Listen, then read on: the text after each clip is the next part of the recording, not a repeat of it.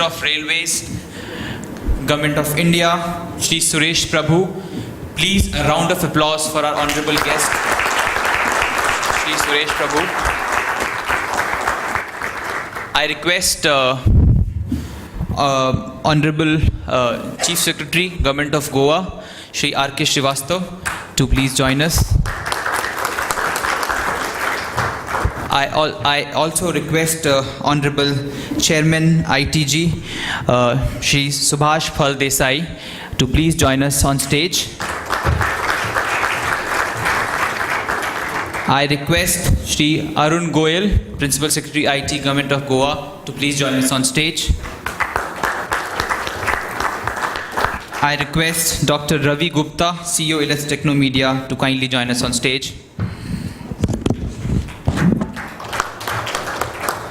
A very warm welcome to Honorable Minister of Railways in ILETS Knowledge Exchange, Goa 2015.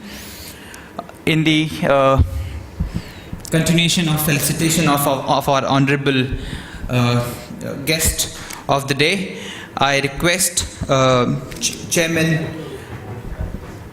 ITG Infotech Corporation Goa Limited, also the Member of Legislative Assembly Goa, Shri Subhash Phal Desai, to present a bouquet to Honorable Minister of Railways.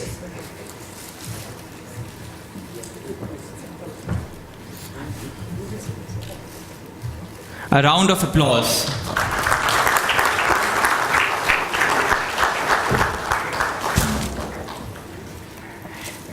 And now I request Dr. Ravi Gupta to present a welcome address for our honorable guest of honor.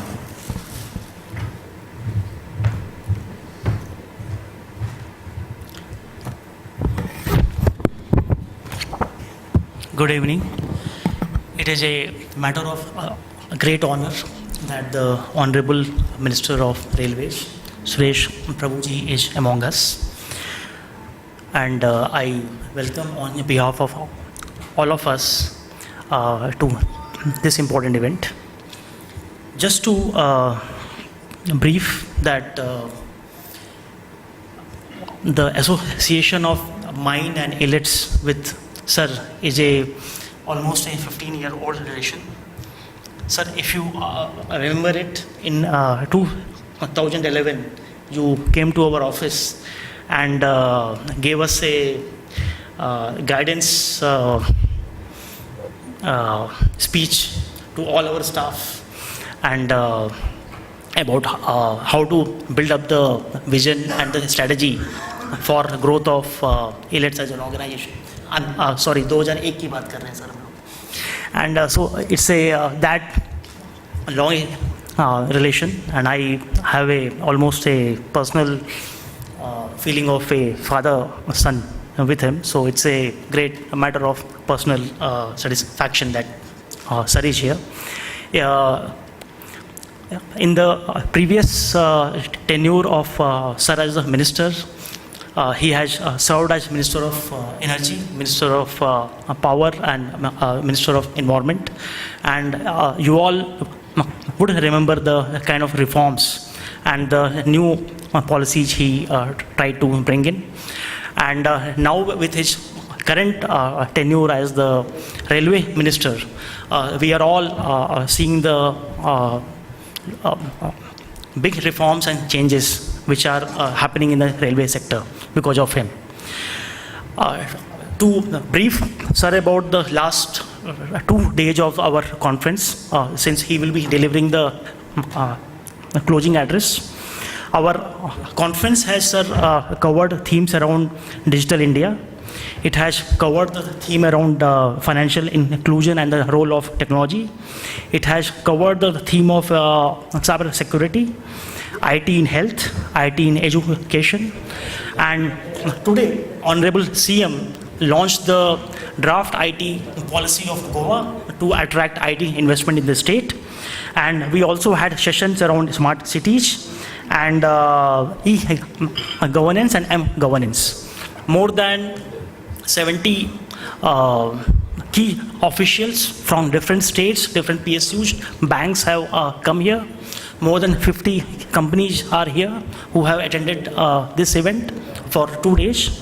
And under this background, we are looking at Sir's speech regarding his vision for IT railways and overall railway reforms. So with this, I will close my welcome address, and I would like that the Chief Secretary of the State of Goa delivers an introduction address before we invite the Honorable Minister to speech.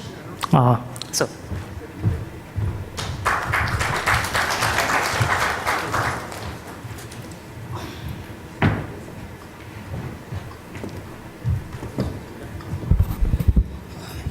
It's my pleasure to welcome the Union Minister of Railways, Mr. Suresh Prabhu, amidst us.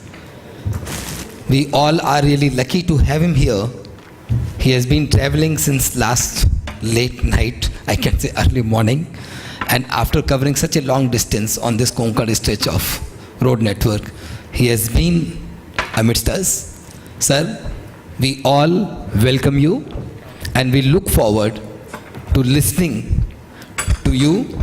We are also told that railways are now going to make inroads into the difficult terrain of Arunachal Pradesh as a part of our drive to keep accessibility as the main focus for the mainstream of the development. Sir, this small state of Goa, which has been known for tourism and for promoting tourism, has taken a decision now to develop it as an IT hub. And this morning, sir, the Honorable Chief Minister has unveiled the draft policy for promoting the investment in IT and ITES sector. This draft policy is open for suggestions, discussions, and even comments. And the government will take about 30 days' time to finalize this policy. Just to inform you, sir, the government has also acquired 2 plots, one for development of IT park and another for developing ESDM sector as the policy of the central government. And we are going to provide a number of incentives to all those investors who are willing to come, invest in Goa, and also promote the job opportunities for the Goan youth. There has been interaction over last 2 days, sir, on different subjects, and we have been finding it very, very useful interaction between the government and the industry. Sir, this valedictory session, we all are looking forward to your blessings. Again, I welcome you, sir. Thank you.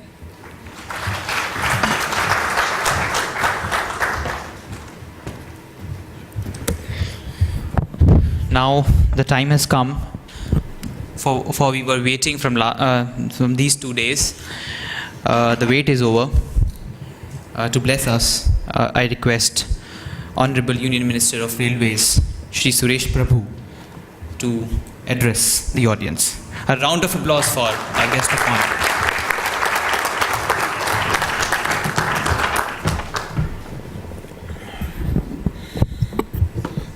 So, good evening, friends. It's always a temptation and a pleasure for anybody to be invited to come to Goa. So, when I was told that I have to come to Goa, I was very happy, excited as always, and looking forward to this visit. But today there were so many other events, but still I decided somehow I will manage to come here. And now I'm very happy that I could make it, though at the end of such an interesting program. So I first apologize for coming late. If had we been using IT on using GPS or something, we couldn't have lost the way, because we went a little bit away, so probably I could have been here maybe 1.5 hours earlier. So it's a very interesting times in India. Everybody is thinking about new ideas. Economy, which was really in a challenging phase, is trying to come out of it. But as it always happens, it is not easy for a sick patient who has been ill for a long time to just start up and running immediately. So therefore, economy is trying to come back to normal, And there are many ways to revive it and to make it a vibrant economy that it's capable of being one. At this time, one of the major initiatives that Government of India has taken, our Prime Minister has taken, is Digital India. This is going to be, in a way, transform a society. It is not an economic initiative. Just imagine that every person in India has a digital identity. Every person, like a unique identity, could have a different type of a system in which he can operate his own system through his own digital capabilities. What would really happen to the country in the next few years' time? Therefore, the Digital India is a great idea, and I'm sure we were talked about it in the beginning itself.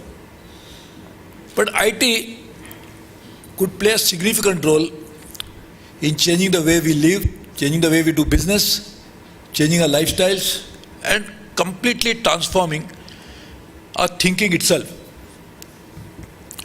Only my request is to my good friend Ravi, rather than calling it IT, you should call it CIT. Because now no longer it is IT alone. Hore.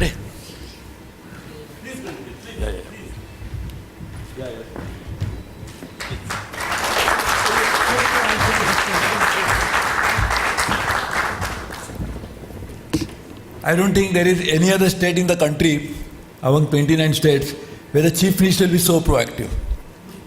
He has come only to meet all of you, and I am really thank him and also congratulate him for being what he is. I was here in the morning. But No, I know. But that's why I'm saying you came again. Thank you very much. So as I was saying, probably you should call it not IT alone, but call it CIT. Because nowadays the integration of communication technology and information technology is so necessary, and it is in fact has already happened. So I think nowadays when we talk about transformation, we should try to see how we can use CIT in a very effective way. Like we talk about various means of changing it, like we talk about geospatial technologies. Now geospatial technology is a very all-encompassing technological basket, and I think CIT will play a very significant role. But I'm very happy that we are doing that. Goa has to be the right destination for the next generation of IT development. See, we have started this IT business many years ago, maybe about 30-40 years ago, when it was absolutely the infancy. I remember my days, then days as a chairman of Saraswat Bank, when we had given loan to one of the top IT companies. Today the stocks are in a very high range. The first loan was given by us. And I remember some of my colleagues asking me, how do you know what business they are doing? Because we cannot see the software. So how do you can see it? So when the banks are used to getting hypothecation or mortgage of a property, if not mortgage the property, you can hypothecate the stocks for the cash trade purposes. But how do you find out when you are giving loan to an IT company, you don't even see the software? So how can you give loan to a company like that? Then we developed at that time the first integrated IT solution for any bank in India. Infosys helped us. I think their banks or the name of the software that time, the first branded software that they developed. And that one became a hit soon after. Of course, we were the guinea pigs because they experimented on us. But after that, the IT industry has grown in the last 30-40 years. If I'm not mistaken, it should be something in the region of $60-65 billion industry today. And the bulk of it comes in the form of remittances from abroad because most of it is exported. So our foreign exchange reserves, or rather than current account deficit, would have been much higher had there not been IT industry. I don't think we'll be able to sustain the import of oil and gas and coal, but for the IT industry. There are almost $65-70 billion of remittances which our people sent from abroad, in which mainly Keralites, Goans, they contribute significantly. The people who work in the Middle East and other places, they send the remittances back, which is the most stable income. In fact, I have always been thinking that we always chase the FDI. So FDI has never even come closer to the remittances that our people send year after year, every year. India is the single largest country which receives the remittances from abroad. So next comes, at a close second, is an IT industry. So IT industry also sends a lot of money back home because we develop software. But you are organizing an event at a time, and Goa is wooing you at a time which is very significant for the IT industry. I don't know how many of you are from the IT industry, but this is my perception. The globally, IT industry spending happens at two times. One, when the economy is growing, you want to invest into IT, so that you want to really expand, so you want to take advantage of this. Other is when the economy is down, because you want to do cost cutting, so you also want to invest into IT, right? But today, this bottoming up of the economy has happened so much that probably even they will like to not only cut costs, but also cut expenditure on IT also. So therefore, at this time, the biggest market for IT, in my opinion, in the next few years' time would be India. And not the US or the Europe or the Japan, although as we thought about it, because the IT penetration in India is hardly anything as compared to what we have globally. So therefore, now we, rather than thinking about exports, which will definitely must go up and we must support it, because as I explained to you, the vulnerability of our current account deficit and our macroeconomic management, in which IT plays a significant role. But while we do that, I personally feel we should try to look into ourselves and try to develop an IT industry within India for various sectors. I'll give an example. When I was the Minister of Power, there was a NASSCOM conference. I think you were there.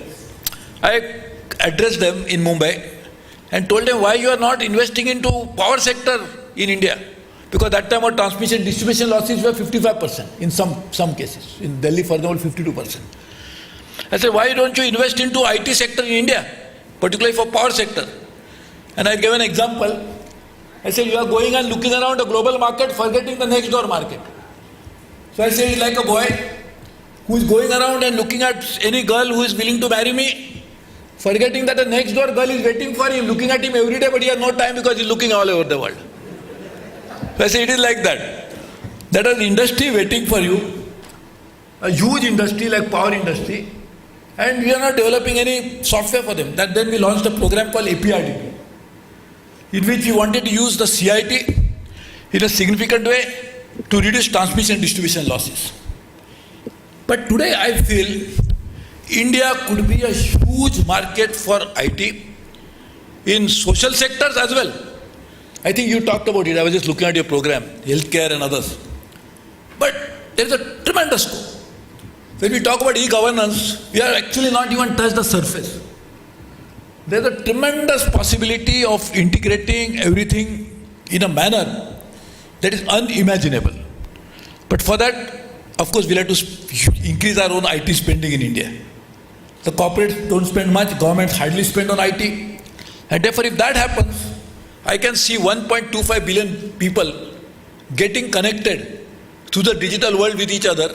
You can imagine what's going to happen. And for that, the CIT will play a very key role in making that connection. Digital India, in that context, is very critical. The Prime Minister is already thinking about making each and every Indian digitally literate.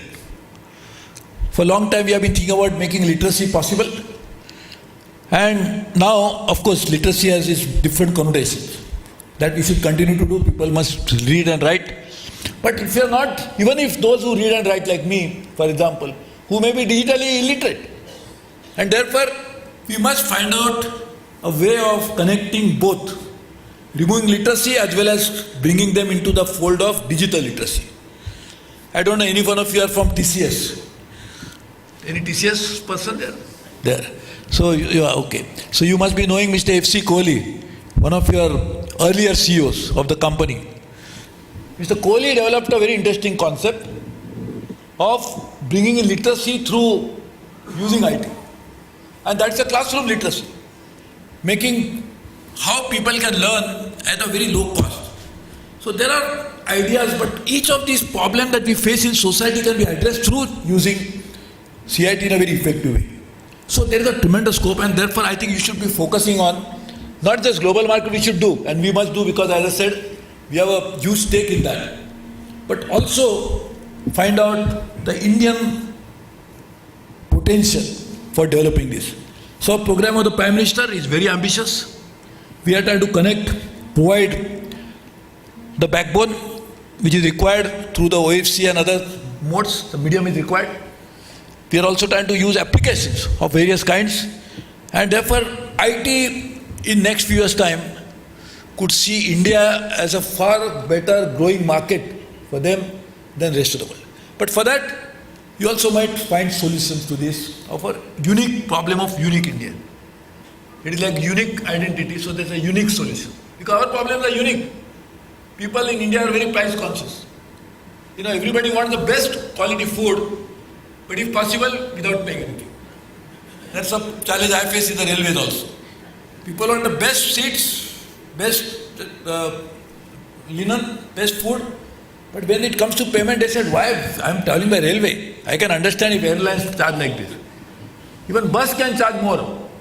In fact, somebody sent me a very interesting WhatsApp the other day, that going from Mumbai to Pune, and our general manager is here, you pay only 60 rupees. But going from Pune to his home, he is willing to pay 200 rupees for a rickshaw. And that 200 rupees becoming 250 rupees he'll pay. But 60 rupees should not become 65 rupees. So this type of a price consciousness, and particularly in some sectors, like we think that government should give everything free. But then government can give everything free provided taxation is as high as in Scandinavia. Scandinavians charge very high taxes, that's why they can provide high social security. But we don't want to do that either. And that's why our tax to GDP ratio is also very low.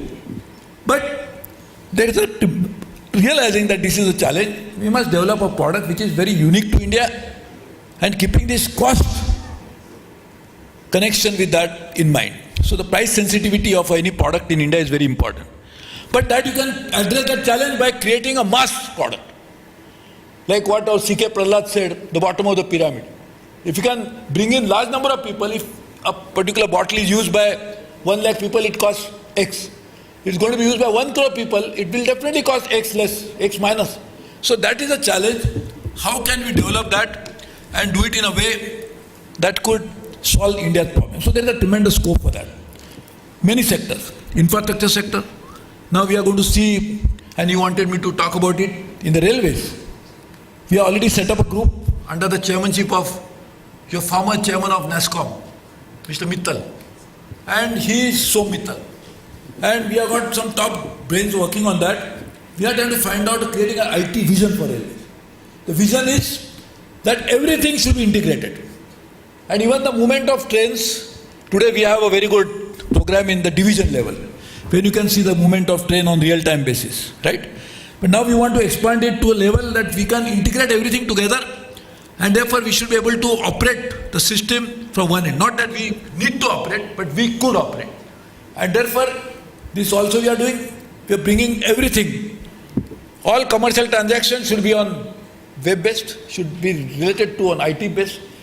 We should have our personal, HR, all record should be related to IT. So it will be like an ERP which will be completely bringing together all elements of doing business and many others.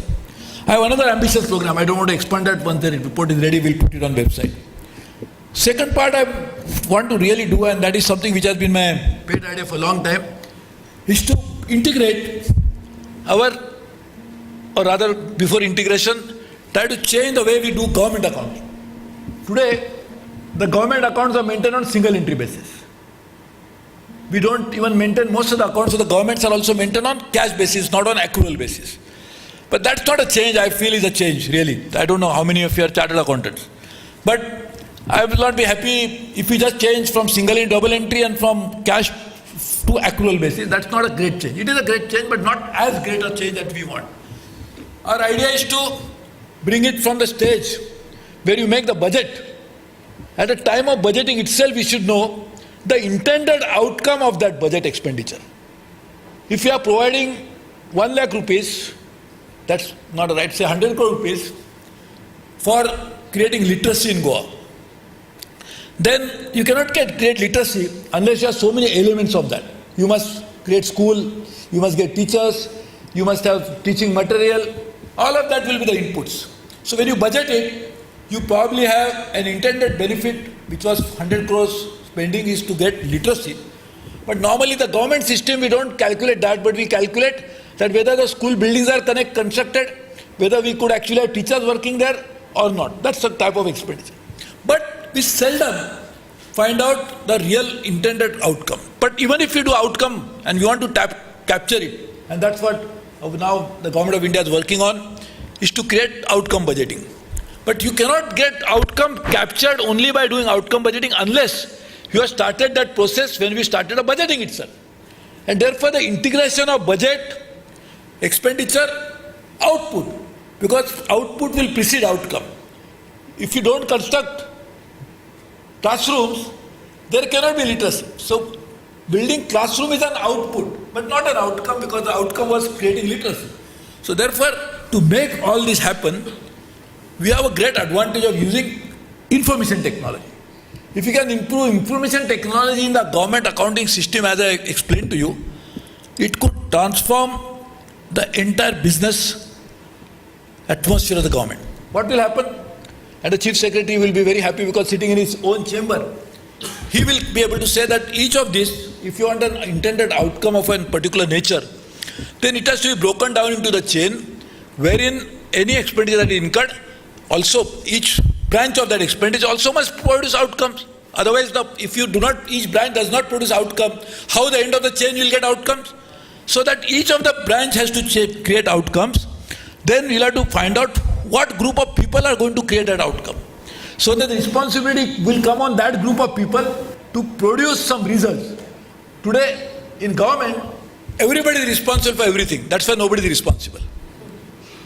When there is everybody responsible, that means nobody is responsible. If we said today, we all sitting here, that we all must be responsible to clean this room. So I will always feel like this, that who is going to know whether I have cleaned or not? There are so many, they will clean. So everybody thinks like that, and the clean never gets cleaned. Because everybody is going to think the same way, that somebody is going to clean, there are 50, 100 people, why should I worry? So government accounting is going to bring in accountability. If we start this system of individual person, then we'll be able to measure productivity, and so many things will happen. And make it that happen, we need IT. I mean, I can give you hundreds of such ideas, but I know this is the end of the session. And many of you are in Goa, would like to enjoy something outside this room which Goa offers. So I don't want to, and then that's why if you don't consume that, the excise revenue will not go up. So the Chief Minister also, you should be happy that you have come from outside, spend some money here. So therefore, I think like IT spending, you should also spend something more so that excise revenue also go up. Therefore, I'm not going to take much of your time, but I would tell you that this is a great opportunity in India. We must use, so I'm just giving you an idea, I can give you another 20 ideas. So that is how you should develop. Companies in India should develop ideas about how can we address our unique problem of India. And to that, develop unique solutions. And two things our IT companies have not been able to do significantly in the last few years is we don't have enough branded products. We are doing something, we have moved maybe from body shopping to some higher level. We are also into the knowledge process outsourcing, from just doing only BPOs. We have done that. So BPO to KPO is a value addition. From body shopping to something else is also a value addition. But still not as significant improvement in terms of developing the high-ended products. So like Microsoft is selling operating system and making huge amount of money. I think why we should not also have the products like that. And I'm sure the chairman, our honorable MLA, will be very happy if you in Goa, when you come and do this, you should do business ideas like this. Not just some people who had to work probably late in the evening because that matches the time of people globally. I think you should find out how you can work on a product development which can be sold on a real-time basis, not at overtime basis here. So we must think about ideas and try to do that. But there are two things I was saying. So this is one of a significant improvement that the IT industry should bring in. And when you come to and set your shops in Goa, you should try to think about it. And secondly, IT industry also has produced something very significant, that's the jobs.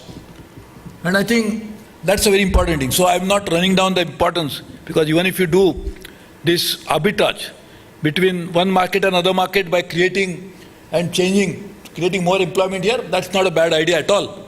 But while you do that, while you create employment, also think about doing some value addition, because that could give significant revenues. As you know, Apple hardly produces any of this hardware. Hardly. All they source it from different parts of the world. And they sit on a $200, $300 billion of cash. So that's more than many countries' GDP. So they sit on the cash like this, the cash that they have. So the bankers run after them just to keep deposits with them. And now, so that is how Apple has become, not by producing anything, but by inventing ideas, investing into new generation thinking. That is what the Indian IT industry needs today. So I'm sure you'll continue to do that. You're very lucky. The Chief Minister, of course, has not. I will tell you, because this is an important thing that you must make disclosure before you make a statement, right? Because otherwise SEBI will come and ask me, you did not make disclosure. So the Chief Minister has not appointed me as an ambassador of Goa. But still, I will tell you, as a very unbiased person, that Goa is the right place for making investment of this kind. Goa will be the right place where you can generate huge advantage. You'll find probably one of the rarest places where the people are so friendly and always open. And just, you must see the Chief Minister. And I really repeat it again. The way he came, he just came because he realized that probably some of you will come and make investment. Of course, he's my old friend and good friend, that's a different matter. But an honorable Chief Minister wanting to be so indulgent, involving himself into doing like this, Goa is the right place. I think we should all target to make Goa the next destination for a new generation CIT industry. Not just the type of IT industry that exists in other parts of the country or other parts of the world. So let us think about a vision for Goa of CIT. Sometimes when I CIT, I get afraid, because CIT also means Income Tax Commissioner, CIT, Chief Commissioner Income Tax. So I worried about income tax. But I think Goa is also tax holiday in one way. You give some tax concessions also. But more importantly, Goa is the right place. So I think about a new business plan. How do you get a little high-ended value addition to the IT industry going from Goa, along with the high employment intensive IT industry in India, in Goa also. I think both are needed, and Goa is the right place, because you will enjoy Goa, you will do business here, you will have a Chief Minister like him who is so proactive, you can meet him anytime, and Chief Secretary who has also been here, almost here, the chairman of the IT committee, so everybody is here, IT commission. So I look forward to you really making the investments into Goa. I look forward to you doing better business, bring more foreign exchange for India, because 60 billion, I think we should go to about $150 billion in the next few years' time. And for that to happen, I hope Goa will be the next growth story that IT industry will talk about. I think Goa is today known as the tourism capital of India, literally. Because many tourists who come to India, they say, we are not going to India, we are going to Goa. So Goa is a unique identity. People don't realize that Goa is also in India, but they think Goa has created its own identity in the minds of tourists. I'm sure a better identity will be created by Goa when it talks about CIT industry. Thank you very much. Thank you very much, Honorable Union Minister of Railways. Your words have not even inspired people here, but these words inspire all the people here who are from across the state, the investors, the IT industry leaders. Thank you very much for your inspirational words. Now I request Honorable Chief Minister of Goa to say a few words in the honor of our Union Minister of Railways. So I request you to say a few words at this evening. A round of applause for our Chief Minister.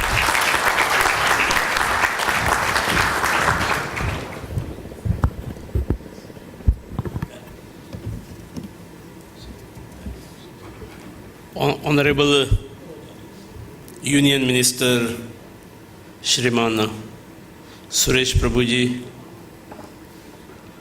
my colleague Mr. Subhash Pradesai, Chief Secretary, all other dignitaries and dear friends. I have been here in the morning. I had an opportunity to interact with some of you also. I look forward to meet you over and again. This was in fact unveiling of a draft with your suggestions. Let that draft become into actual policy with the contributions, suggestions given by Mr. Prabhu, who has proposed to do value addition in this. I think Goa would be the right destination, and with the support of Mr. Prabhu, we should be in a position to develop a special Goa brand for IT.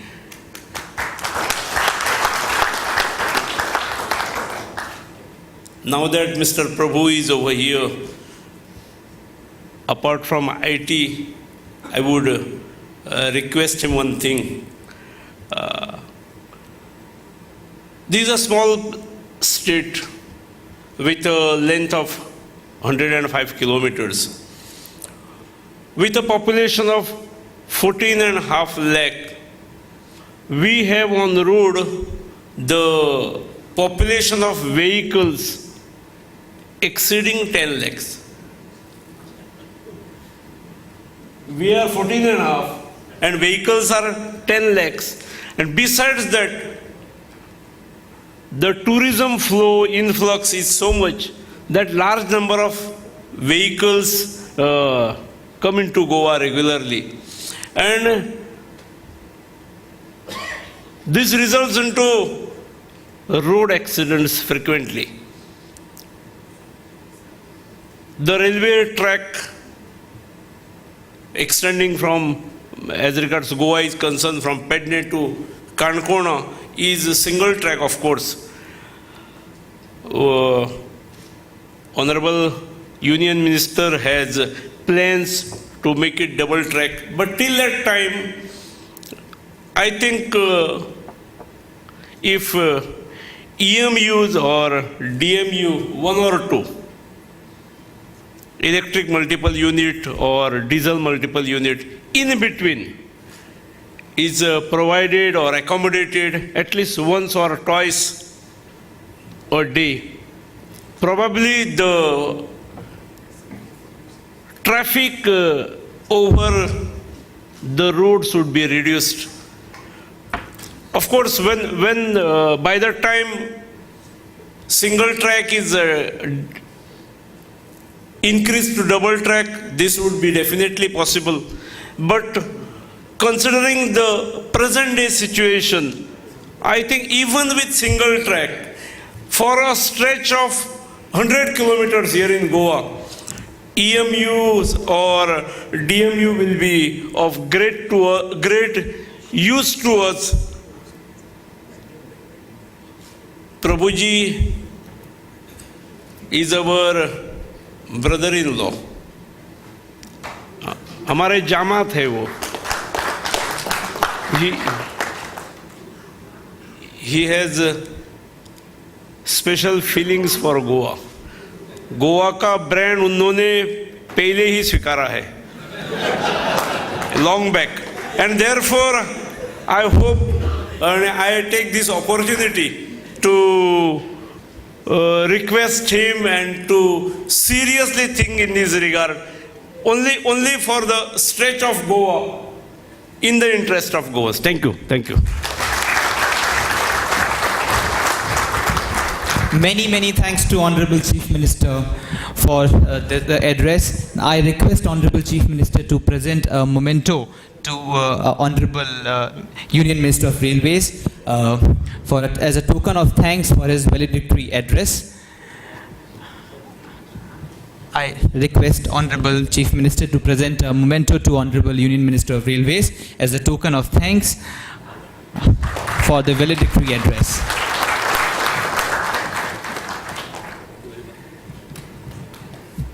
Now I request Dr. Ravi Gupta to give a vote of thanks.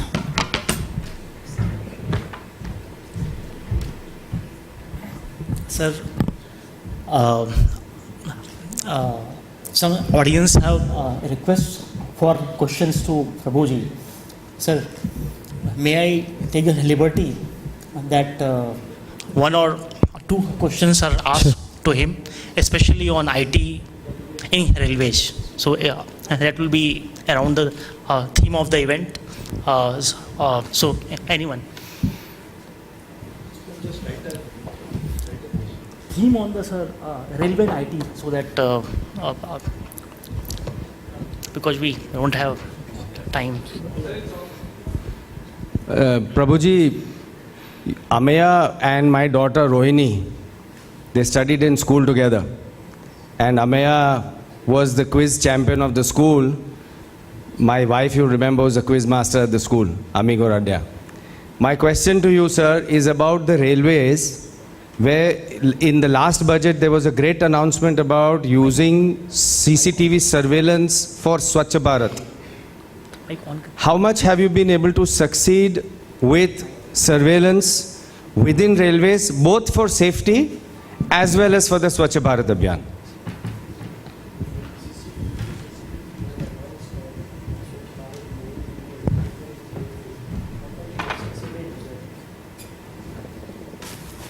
I think because it's an IT event, I'll send you an email on this.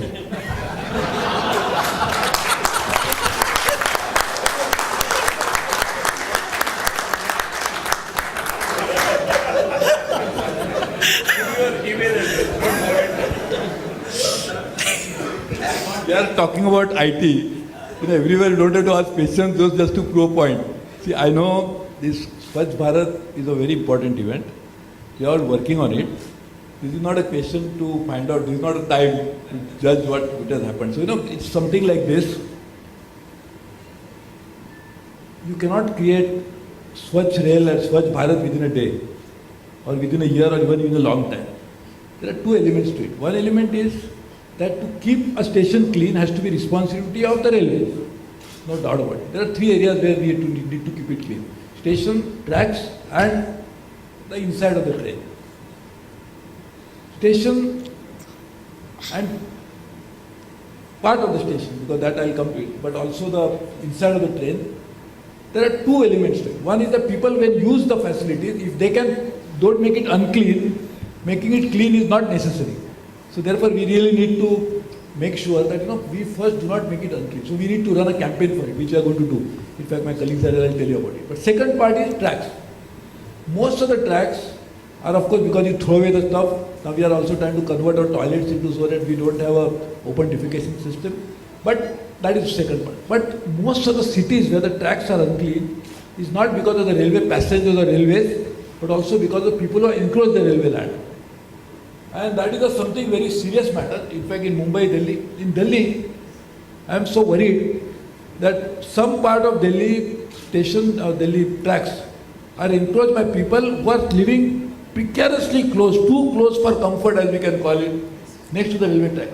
And if for God forsaken, if the accident takes place, the biggest casualty could happen of those people. That's why we have put permanent speed restriction.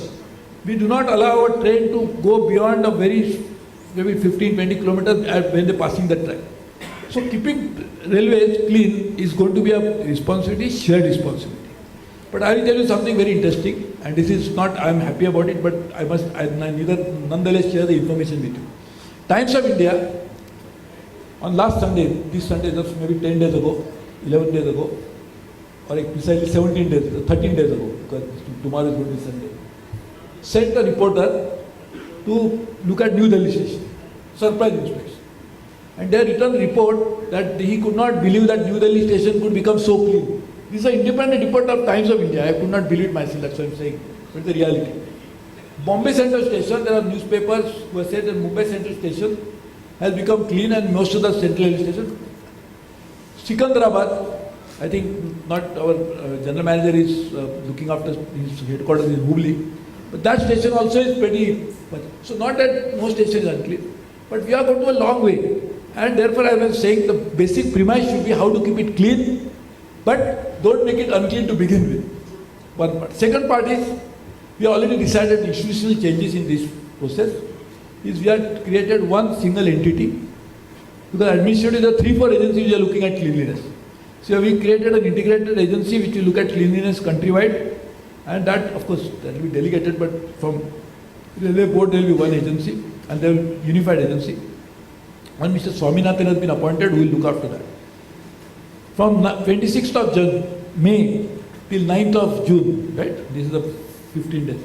We are launching a major program in which one of my colleague, a senior officer, will go to every station in India. We have got almost 8,000 stations.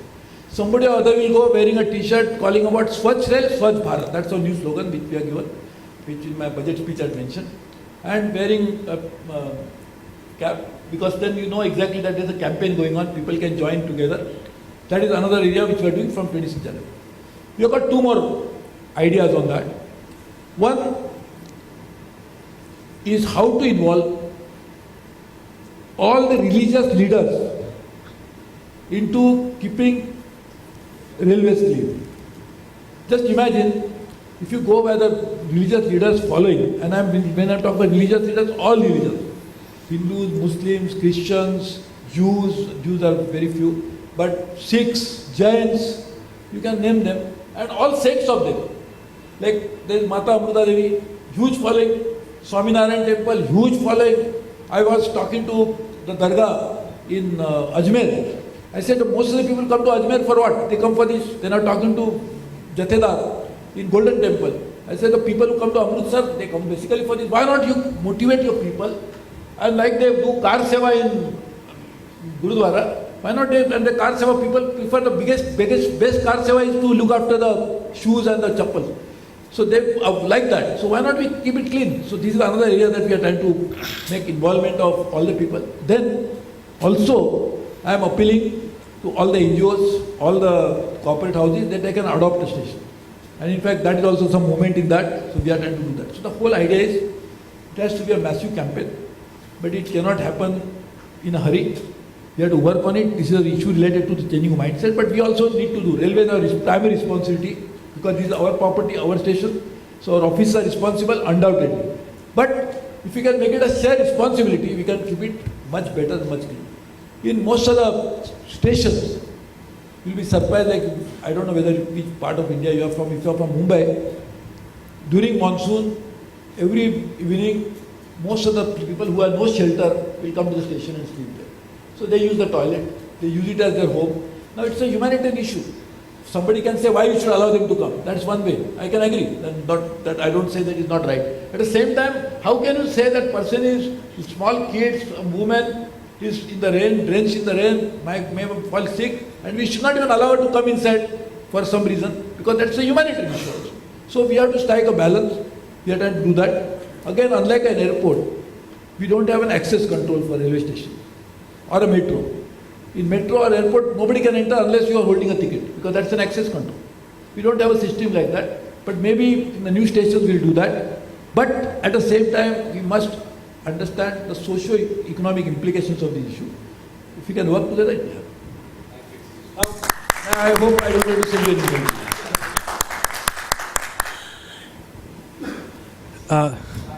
Introduce yourself, Anna, please.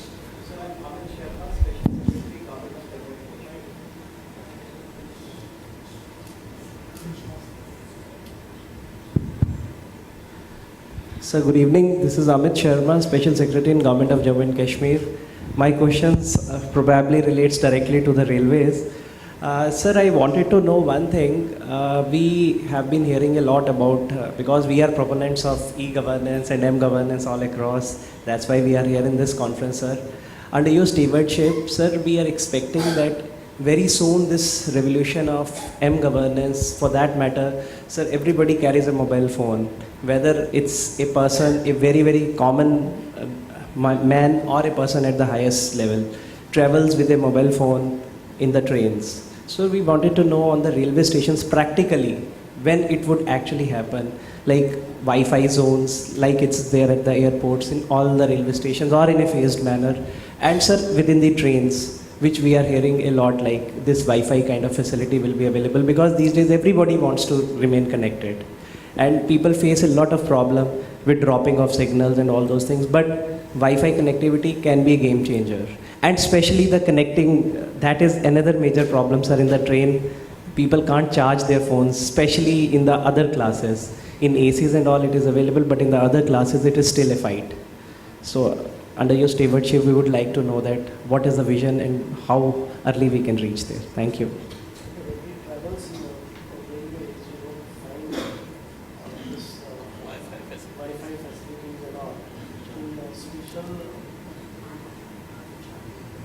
Charging and the chargers are not provided. One is Wi-Fi facility in the train and the stations, and another is the charging facility in normal. Both we are addressing.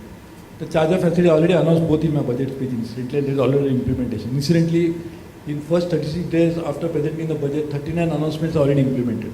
So now we are actually trying to put charger, etc., because we are just concerned about it. But we are trying to put even in unused. So that is what I think. As we go along, we'll do more and more.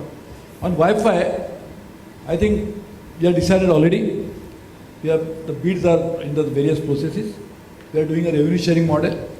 If you know the RailTel, which is one of the railways PSU, we already set a large number of, the huge length of OFC, optic fiber cable.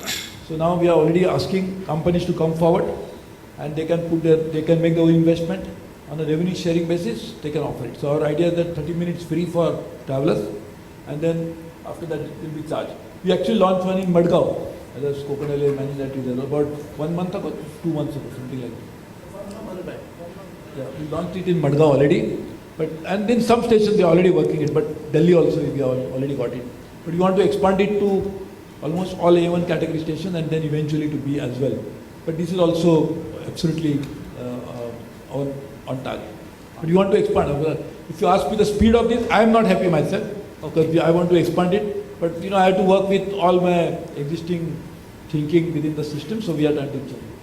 So we are hopeful, sir. Thank you. Thank you.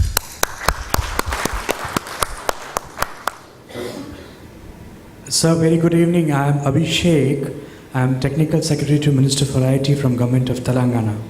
And my question is very simple, sir. The world is moving towards targeting the movement of people for security and for the ease. We have seen a lot of apps which have come for movement across the city, within the city, in cabs or various modes of transport. And we also understand that railway provides a lot of geo tracking of the trains through various of your website, where you exactly can find the location of train. What steps we are taking forward, sir, so that is this global information system and geo mapping of the movement of trains becomes more accurate and more real time, so that we know we are coming to meet Honorable Minister for a meeting, how much time we are reaching Delhi, what could be the surprises, and the other ways also.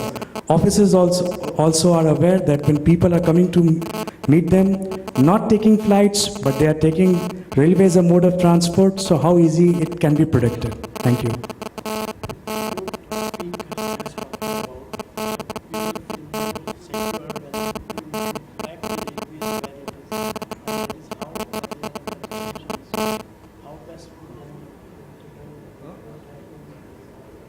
No, you are absolutely right. This is something which is right on part of our agenda.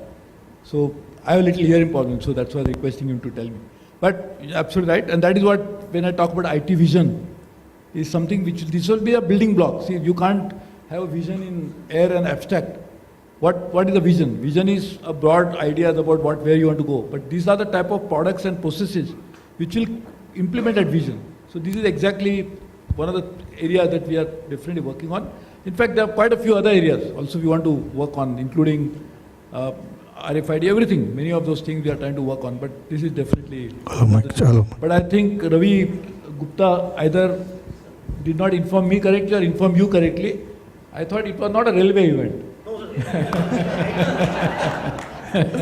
Excuse me, sir. Excuse me, sir. Sir, I would like to supplement your. Sir, on. He is the managing director for Konkan Railway Corporation. I am CMD Konkan Railway. Our website is updated about the real-time train operations every 10 minutes, and it is automatic.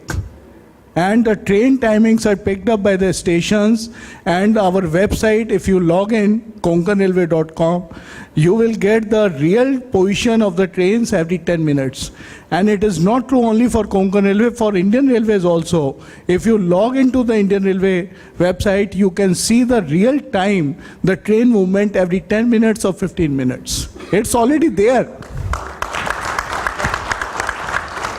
Sir, I'm Amit Tamba from DOIT Goa. Unfortunately, I also have a railway related question. I think the legal system needs to, or rather the implementation of laws need to work in tandem along with infrastructure development. Like we have built expressways and fantastic superhighways, but unfortunately if you are driving fast on them, you can see bullock carts coming in the opposite direction at you. Now we are dreaming about bullet trains. What are the kind of challenges that you envision? Do you think it's a realistic dream for India?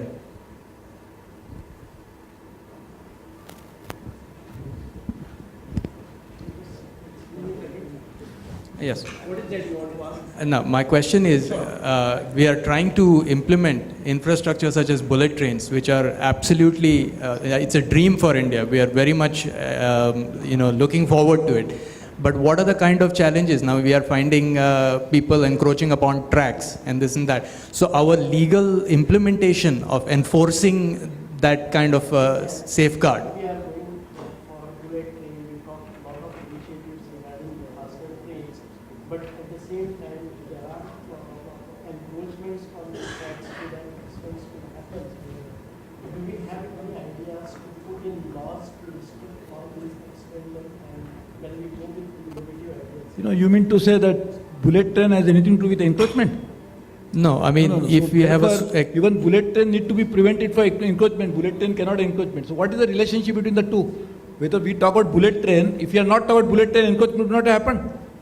No, not at So all. what I am saying is, so therefore, encroachment should be removed independent of whether we get bullet trains or not. So this is nothing that, we talk about bullet train and we are not talking about encroachment. So we just get carried away by something what we read in the newspapers. What is the relationship between the two? No, my The bullet train is something which even if don't talk, that means automatically India there will not be an encroachment on property. So we have to remove encroachment on property, and that is not just the railway land getting encroached. All lands in public lands in India are getting encroached very badly. This is a challenge because of either governance and also population growth that has happened. This is a very big challenge for all of us. It's not very simple thing to do, but therefore it is nothing to do with. Do you mean to say now, for example, there is an encroachment on defense land, or there is an encroachment on Bombay Port Trust land? Do they talk about bullet trains? So what is the relationship? So when the defense never talk about bullet trains, or even say for example defense minister is talking about getting the high speed aircraft in the world, and that's why he should not talk about it because there is an encroachment on his land. No, sir, but would it be a realistic that's what dream, I'm saying is an important issue which we are aware of, but there is nothing, no connection, no relationship between bullet train and not talking about it. We need to address it in any case, and we are addressing it. Request the audience. Just 1 minute. Last yeah, question, okay? sure. And introduce yourself and brief, please. Sure. Sir, I'm Ashish Kulkarni. Sir, I think Thank. we can end it here, please. Shall I ask the question or no? Just stop this. Yeah. I think let's take it offline. Okay? Okay. Is that okay? I will request all the audience for a standing ovation for the Honorable Mr. Sir. Sir, we are grateful and honored that Sir was here in spite of his all this hectic schedule. We will close the session here, and we will invite the Honorable Minister to have a look at the expo outside the hall. Thank you so much, and meet you at the dinner in the evening. Thank you.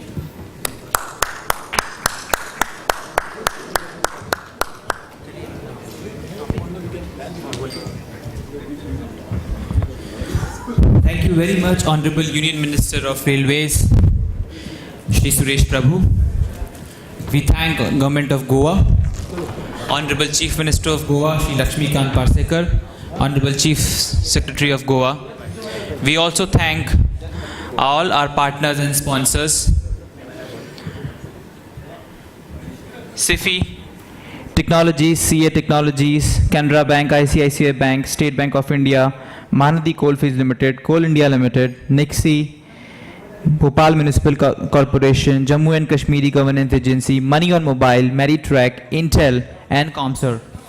Thanks to all our sponsors. And here we end with ELITS Knowledge Exchange 2014 Goa. Looking forward to see you next year. Thank you.